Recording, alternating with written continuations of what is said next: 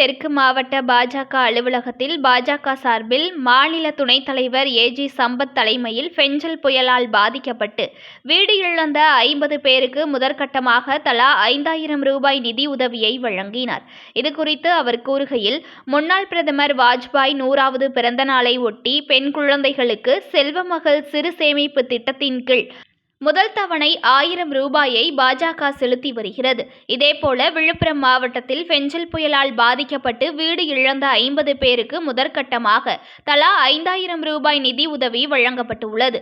இதனைத் தொடர்ந்து அடுத்த கட்டமாக திருக்கோவிலூரில் இதேபோல நிதி உதவி வழங்கப்பட உள்ளது. வாஜ்பாய் ஆட்சியில்தான் தங்க நாற்கர சாலை, மென்பொருள் துறை, மகளிர் வளர்ச்சி போன்றவை கொண்டுவரப்பட்ட திட்டங்களாகும். மேலும் கார்கில் போர் மூலம் இந்தியா வல்லரசு என நிரூபித்தது. மத்திய அரசின் திட்டங்களை மாநில அரசு தன் திட்டம் போல காட்டிக் கொள்கிறது. உதாரணமாக ரேஷன் கடைகளில் வழங்கப்படும் அரிசி பிரதமரால் வழங்கப்படுகிறது. அதில் மாநில அரசு 2 ரூபாய் மட்டும் செலுத்திவிட்டு தன் திட்டம் போல காட்டுகிறது. இதேபோல பல திட்டங்களை சுட்டிக்காட்ட முடியும். பெஞ்சல் புயலால் பாதிக்கப்பட்டவர்களின் விவரங்களை கூட அரசு அதிகாரிகள் சொல்ல மறுக்கிறார்கள். இவ்வாறு அவர் கூறினார். இன்றைக்கு அறிவித்திருக்கின்றார்கள்.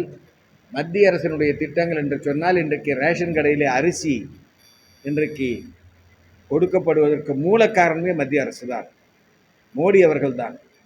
அதை 34 ரூபாய்க்கு வாங்கி இங்கே தராங்க. இவங்க 2 ரூபாய் இவங்களுடைய ஷேர் போட்டு இது கொடுக்கும்போது, பாரத பிரதமர் மோடி அவர்களுடைய படத்தை போடாமல் இன்றைக்கு அந்த அரிசி வழங்கப்படுவதை நீங்கள் எல்லாம் நன்றாக அறிவீர்கள். அந்த அரிசி கொடுக்கும் திட்டமே மத்திய அரசினுடைய திட்டம்தான். தகவல் அருமையை கொடுக்குறாங்க, சில இடத்துல கொடுக்க மாட்டுறாங்க. இது சாதாரண விஷயம். இந்த ரேஷன் மீடியாவில் இருக்கக்கூடிய நண்பர்களே இந்த கேள்வி கேட்பது எனக்கு விசித்திரமாக இருக்கின்றது. அந்த அரிசியை வாங்கி கொடுப்பது மத்திய அரசு. ஆனால் மத்திய அரசினுடைய பாரத பிரதமருடைய படம் மறைக்கப்படுகின்றது. அதை வேற ஒரு லேபிள் ஒட்டி மறைத்து தாங்கள் வழங்குவது போல் வழங்குகிறார்கள். என்னுடைய கோரிக்கை என்று சொல்வதை நான் ஏற்றுக்கொள்ள தயாராக இல்லை.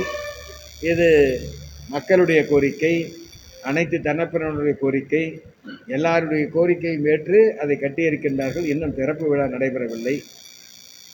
திறப்பு விழா நடந்தால் வரவேற்கிறோம். அதில் என்ன சந்தேகம் இருக்குது? முழுமையாக வரவேற்கிறோம், மனதார வரவேற்கிறோம்.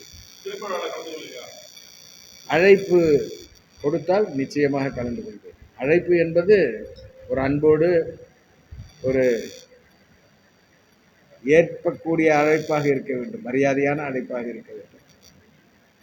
யாரோ கலெக்டர் ஆஃபீஸ் ஒரு ஊழியர் மூலமாக ஒரு அழைப்பு, இந்த ரிபப்ளிக் டேக்கு இதெல்லாம் வருது இல்லையா, அது மாதிரி வந்தால் சரி வராது. ஒரு முறையான அழைப்பு வந்தால் நிச்சயமாக கலந்து கொள்வேன். அதற்கு எங்களுடைய தலைவர் அண்ணாமலை அவர்களிடத்திலே நான் கேட்டு, அவர் நிச்சயமாக நீங்கள் கலந்து கொள்ள வேண்டும், இது ஒரு பொன்னான வாய்ப்பு, நீங்கள் கலந்து கொள்வது உங்களுடைய உரிமை, கடமை, நீங்கள் கலந்து கொள்ள